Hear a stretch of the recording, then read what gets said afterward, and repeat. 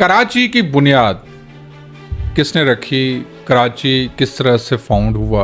वैसे इस तारीख पे एक हिस्टोरियन है लोकल, गुलहसन कलमती मरहूम, उसने बहुत अच्छा काम किया। उसने एक अच्छी पीएचडी 3-4 पीएचडी थीसिस जितनी एक अच्छी बुक लिखी, कराची सिंध की मारी। लेकिन जब हम बात करते हैं कि विदाउट बायस किसी ऐसे ग्लोबल जो हिस्टोरियन हैं, क्लाउड मार्कोविट, उनकी भी एक अच्छी बुक है। वैसे तो उन्होंने इंडियन हिस्ट्री पे बहुत अच्छा काम किया है। India and global world, India in the world, Gandhi पे उसने अच्छी किताब लिखी है। उसकी एक अच्छी बुक है global world of Indian merchants 1750 to 1947। ये एक ऐसी डॉक्यूमेंट हिस्टोरिकल डॉक्यूमेंट है। कराची के हालात, कराची की तकदीर कब तब्दील हुई, क्यों तब्दील हुई, स्कीमें लॉन्च क्यों की गई और उसके बेनिफिशरीज कौन थे। अब हल सिर्फ वही है कि क्या वही स्कीमें दोबारा लॉन्च करें या एक नई ऑनरशिप, नई यूनिटी के साथ सब मिलके इस कराची, इस धरती को ऑन करके आगे चल। कराची की बुनियाद किसने रखी, कराची किस तरह से फाउंड हुआ। ये मामला वैसे तो एक हिस्टोरिकली एस्टैब्लिश्ड है और जिस तरह से इस पर बहुत सारी अच्छी बुक्स मौजूद हैं तारीख में। वैसे इस तारीख पे एक हिस्टोरियन है लोकल, गुलहसन कलमती मरहूम, उसने बहुत अच्छा काम किया। उसने एक अच्छी पीएचडी 3-4 पीएचडी थीसिस जितनी एक अच्छी बुक लिखी, कराची सिंध की मारी। और वो एक इंडिजीनियस यहाँ कराची का रहने वाला था। उन्होंने गली गली जाके कराची के एक जो तारीख रकम की वो बुक पढ़ने जैसी है। लेकिन जब हम बात करते हैं कि विदाउट बायस किसी ऐसे ग्लोबल जो हिस्टोरियन हैं, क्लाउड मार्कोविट, उनकी भी एक अच्छी बुक है। वैसे तो उन्होंने इंडियन हिस्ट्री पे बहुत अच्छा काम किया है। India and global world, India in the world, Gandhi पे उसने अच्छी किताब लिखी है। उसकी एक अच्छी बुक है global world of Indian merchants 1750 to 1947। ये एक ऐसी डॉक्यूमेंट हिस्टोरिकल डॉक्यूमेंट है। कराची के हवाले से इसमें इस तरह से डिटेल्स मिलती हैं क्योंकि कराची एक ट्रेडर्स सिटी रहा है। कराची की जो फाउंडेशन है वो व्यापारी ने रखी। कराची का जो बुनियाद वो हिंदू जो ट्रेडर्स थे, यहाँ पे जो ट्रेड करते थे, उन्होंने रखी असल में।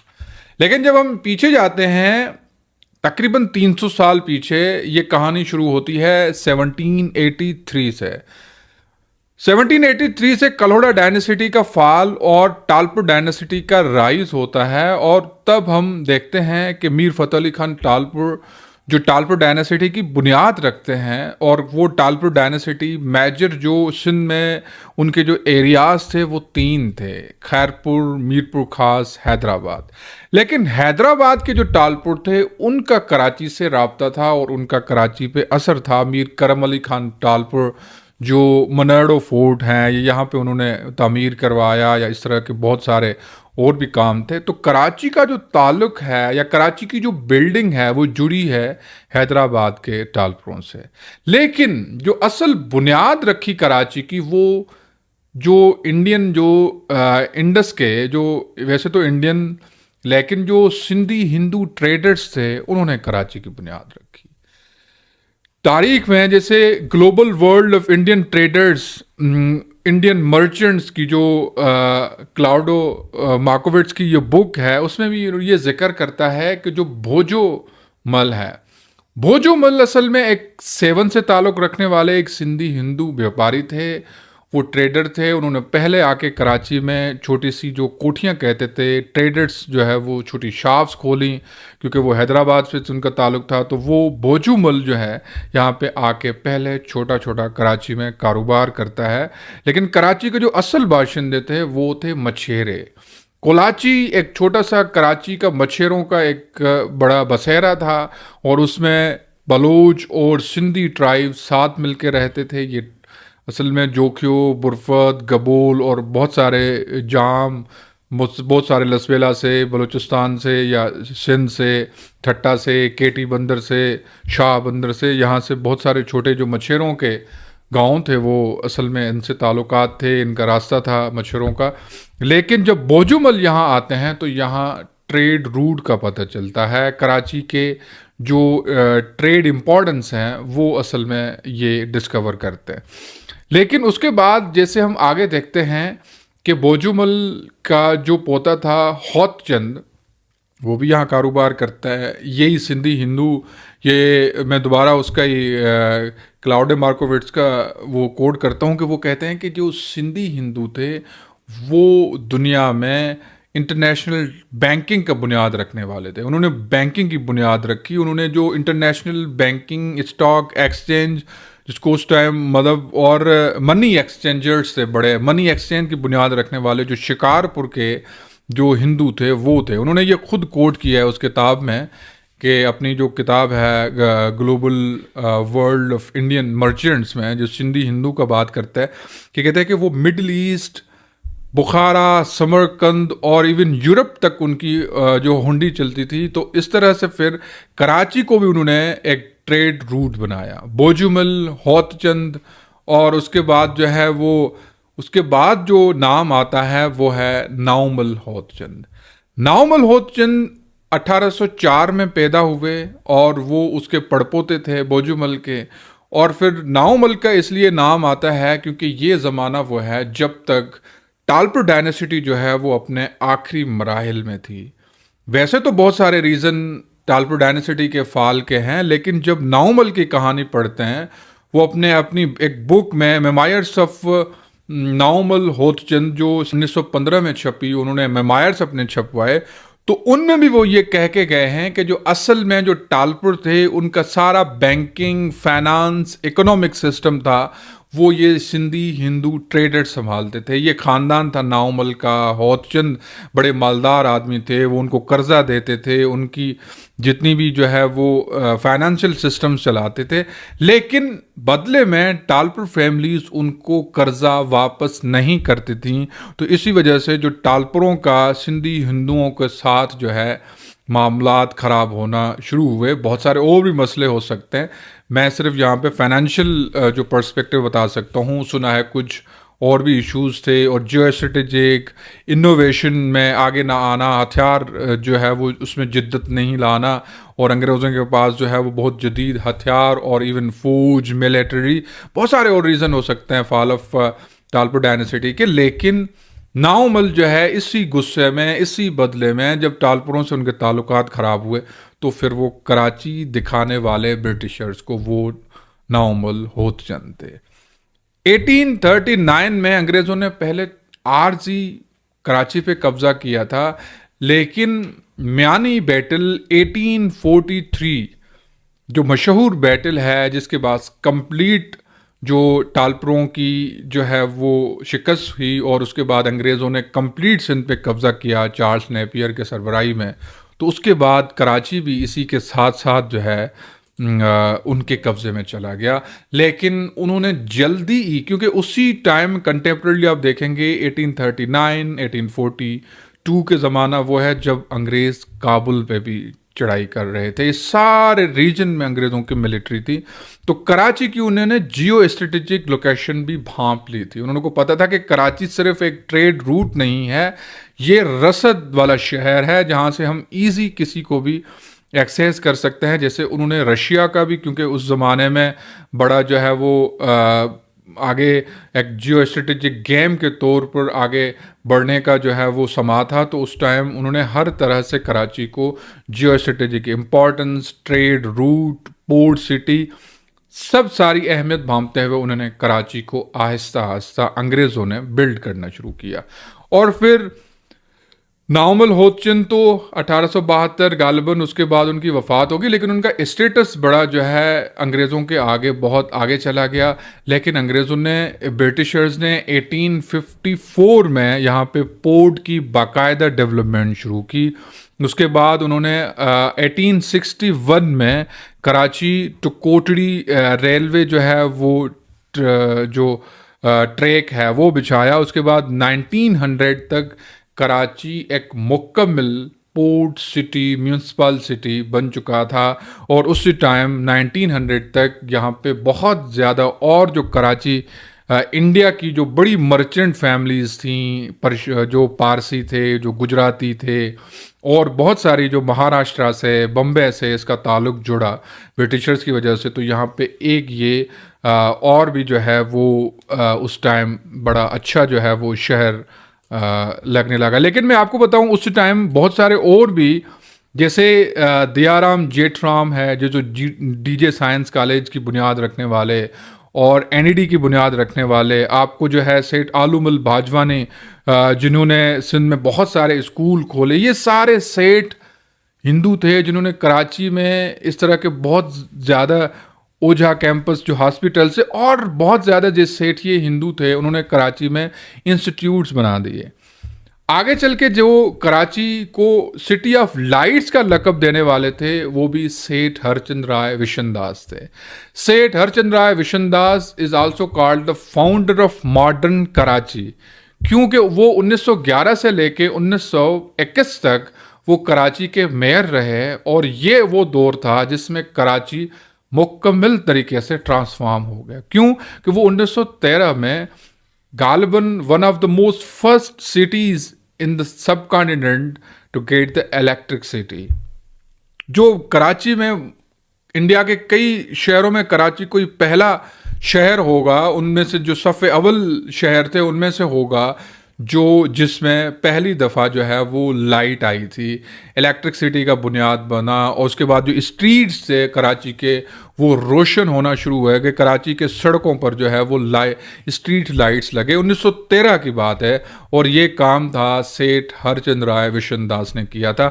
تبھی جو لقب ہے کراچی کو کہ سٹی آف لائٹس، وہ سیٹھ ہر چند رائے وشن داس نے دلوایا.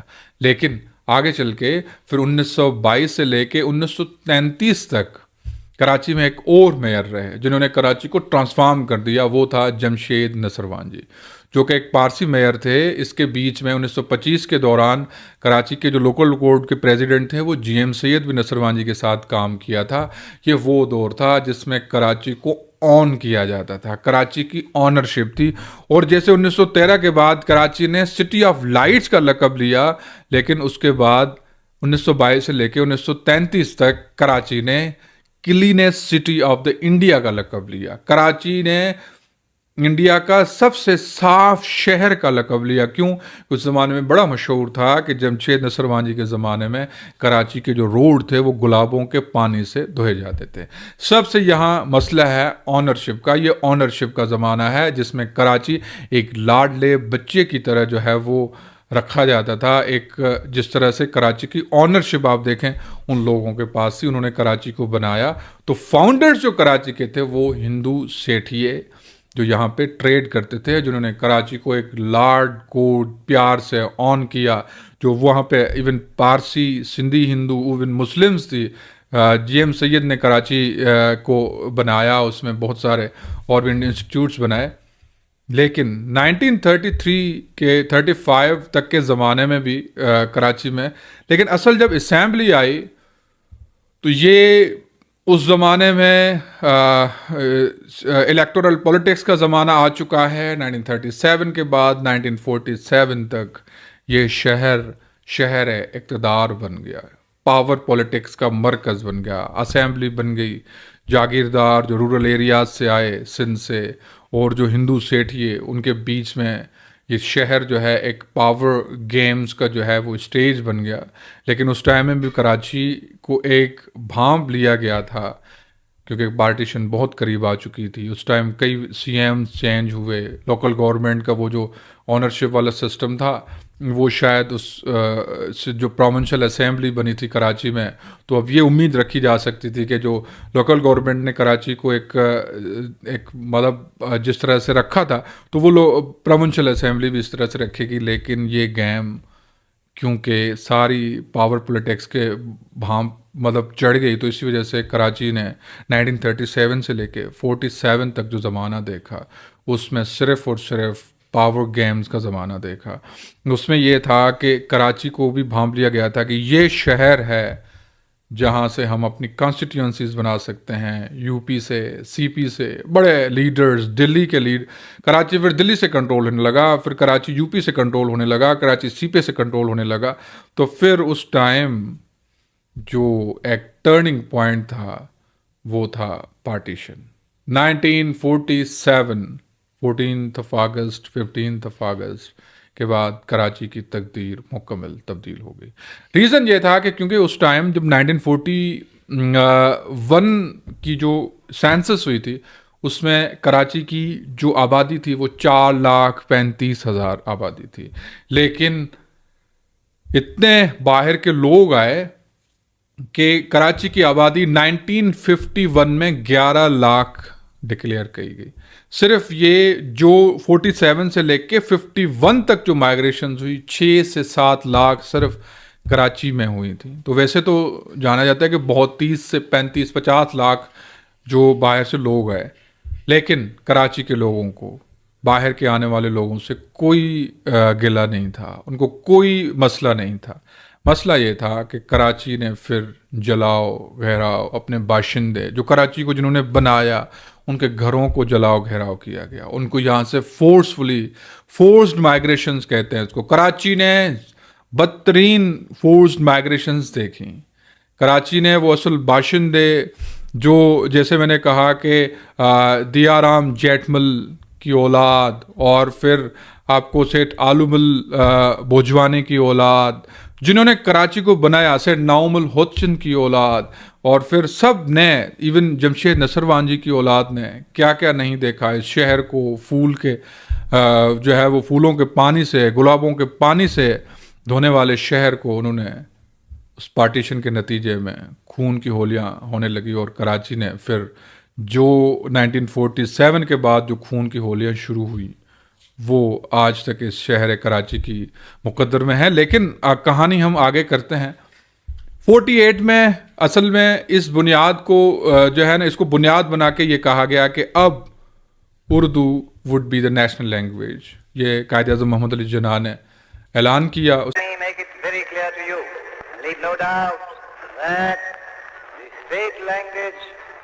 Pakistan is going to be Urdu and no other language.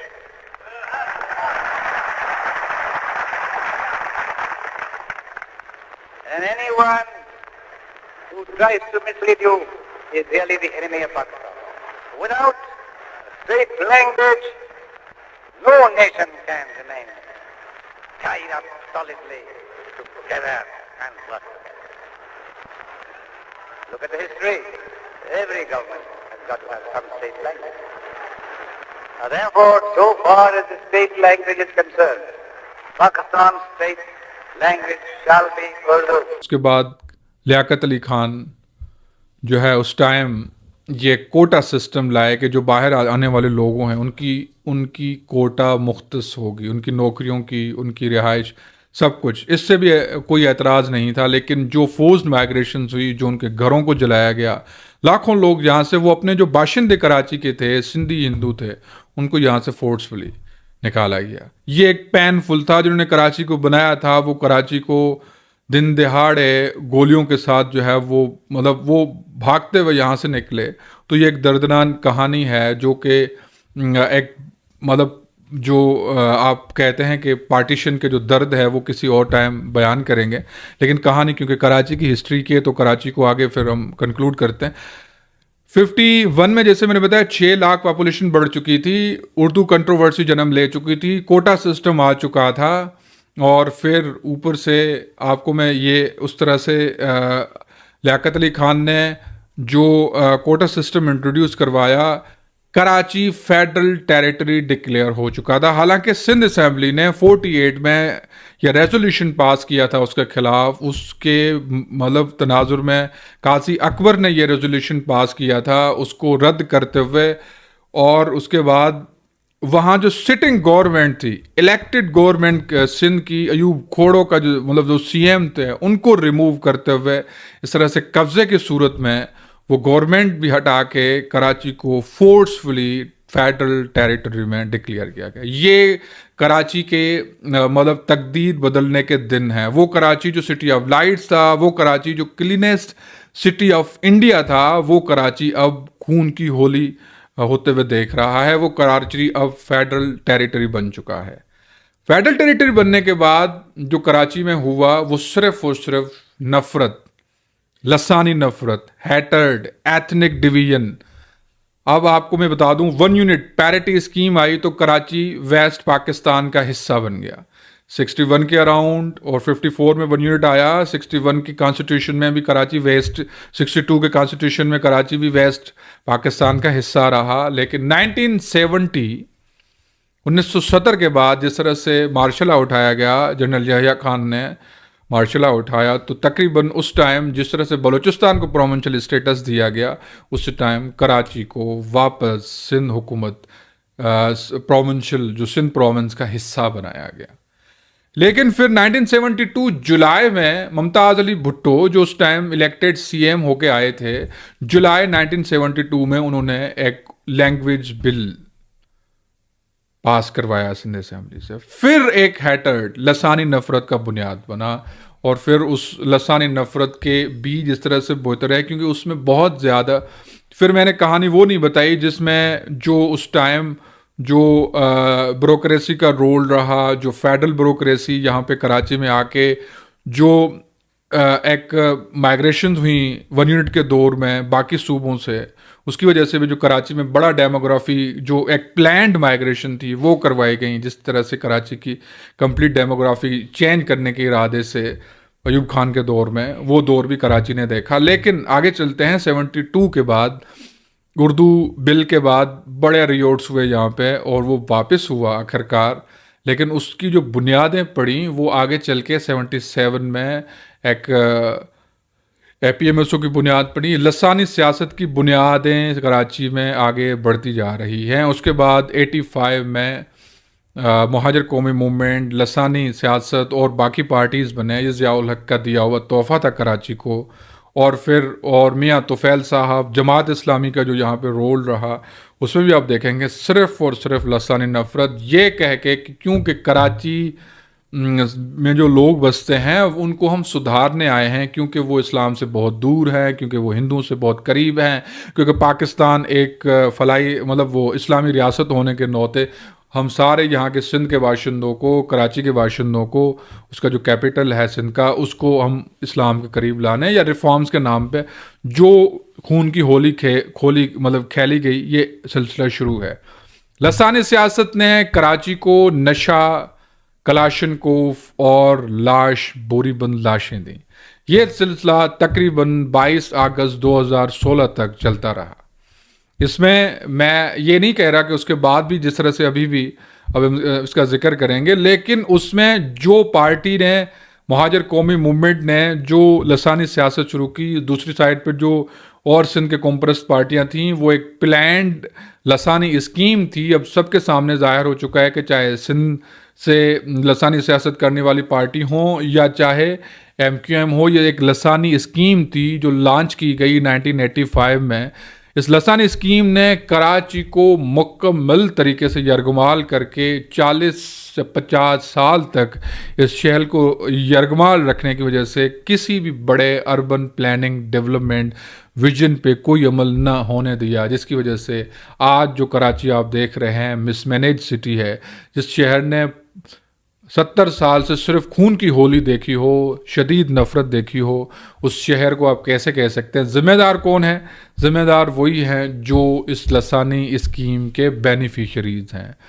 اور دونوں سائٹ پہ, چاہے جس میں ہیٹرڈ اسکیمیں لانچ کی گئیں تو دونوں سائٹ پہ پلیئرز لانچ کیے گئے, اور لانچ کرنے کی وجہ سے لیکن جو نقصان ہوا وہ سب سے زیادہ جو اردو اسپیکنگ جو سندھی تھے یہاں پہ آئے, جن کو اس دھرتی سے ضم وہ ہونا تھا, جو کہ اس دھرتی کی مٹی میں ضم ہو کے اس دھرتی کو ہو جاتے, کیونکہ مہاجر کوئی بھی 10 سال کے بعد نہیں رہتا, وہ اس دھرتی کا بن جاتا ہے. لیکن نہ ہونے کی وجہ سے وہ اب اصل میں ان پارٹیوں کے ہاتھ یرغمال بن کے وہ اصل میں اور مطلب ڈیٹیچ ہو گئے اس طرح سے, اور وہ اس لسانی سیاست کا وہ ایندھن بن گئے. اب ریسنٹلی اگر اس کے بعد جب ہم یہ لسانی اسکیم کی بات کرتے ہیں تو پھر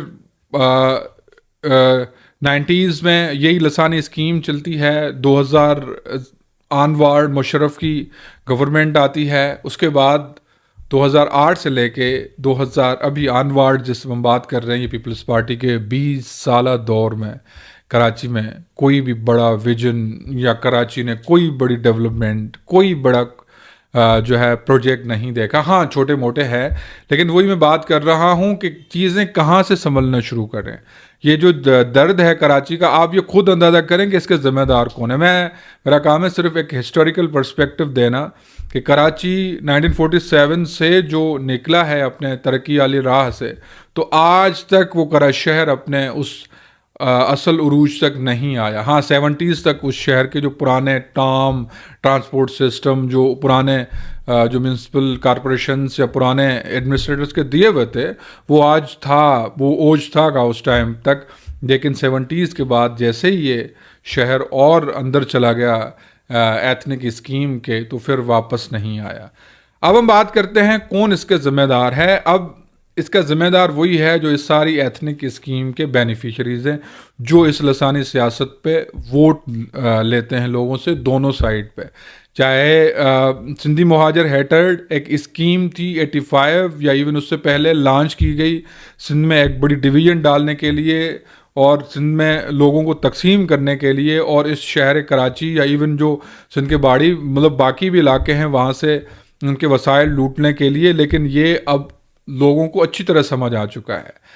لیکن پھر بھی جب اس کے سب سے زیادہ نقصان جو ہوا وہ کراچی کے باشندوں کو ہوا کہ وہ باقی سندھ سے ڈیٹیچ ہو گئے. اور دوسرا یہ تھا کہ کراچی کا جو ینگسٹرز جو بڑی اچھی انٹلیکچوئل ریپریزنٹیشن رکھتا تھا 70s میں، وہ اس بوری بند لاشوں والی سیاست کے نظر ہو گئے، اور وہ پان گٹکے نشیاور اور بہت ساری چیزوں کے نظر ہو گئے.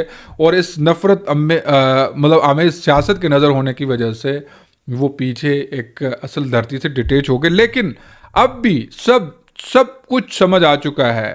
جو جینزیز ہیں، جو ملینیلز ہیں، سب کو سمجھ آ چکا ہے، الفا تک کو سمجھ آ چکا ہے کہ یہ ساری اسکیمیں ہمیں اپنا ایندھن بنانے کے لیے لانچ کی گئیں، اس شہر کو ترقی سے دور کرنے کے لیے، اور سب کچھ جو ایک نفرت کی آگ ڈالنے کے لیے کی گئی. لیکن حل کیا ہے؟ حل آج بھی آپ جب کچھ ٹائم پہلے فیوچر آف کراچی کے نام سے جب گورنر ہاؤس میں ایک تقریب ہوتی ہے، وہاں پہ دوبارہ اس ہیٹرڈ اسکیم کو لانچ کرنے کے لیے نفرت انگیز زہر جو اگالا کیا، اور اس ایتھنک ڈویژن کے نام پہ جو سندھ کو ڈیوائیڈ کرنے والا جو ایک نیریٹو تھا، اس کو دوبارہ ری لانچ کرنے کے لیے ایک جس طرح سے گورنر ہاؤس استعمال ہوا، تو آپ اندازہ کریں کہ ان باشندوں کو، کیونکہ ان کی سیاست ہی اس چیز پر زندہ ہے کہ آپ ایتھنک ڈویژن کریں گے، ہیٹرڈ ڈالیں گے تو لوگ آپ کو ووٹ دیں گے. لیکن اس طرح کا ابھی اس شہر میں کوئی برداشت کرنے کی میرے خیال میں کوئی اس طرح کی قوت نہیں ہے، کیونکہ اس شہر کو چاہیے آنرشپ، جو کہ جس طرح سے جو اس کو دی کس نے، سیٹھ ہرچند رائے وشن داس نے. اس شہر کو چاہیے آنرشپ جو اس شہر کو دی جمشید نصروان جی نے، اور اس شہر کو وہ آنرشپ چاہیے جو اس شہر کو دی اپنے جو اس ٹائم کے جو اصل باشندے جو اس کو فاؤنڈر کرنے والے. تو آئیے آن دا سٹی، آن دا سندھ، اور جب تک آپ اس صوبہ سندھ کو بھی اور پورے اس کے کیپٹل کراچی کو بھی آن نہیں کریں گے، آنرشپ نہیں دیں گے، کوئی بھی ویژن، کوئی بھی ڈیولپمنٹ پلان سسٹینیبل نہیں ہو سکتا. یہ ہے کراچی کی تھرو آؤٹ 300 سالہ ہسٹری. آپ اندازہ کریں کہ کراچی کے حالات، کراچی کی تقدیر کب تبدیل ہوئی، کیوں تبدیل ہوئی، اسکیمیں لانچ کیوں کی گئی، اور اس کے بینیفیشریز کون تھے. اب حل صرف وہی ہے کہ کیا وہی اسکیمیں دوبارہ لانچ کریں، یا ایک نئی آنرشپ، نئی یونٹی کے ساتھ سب مل کے اس کراچی، اس دھرتی کو آن کر کے آگے چلیں. Thank you so much for the watching.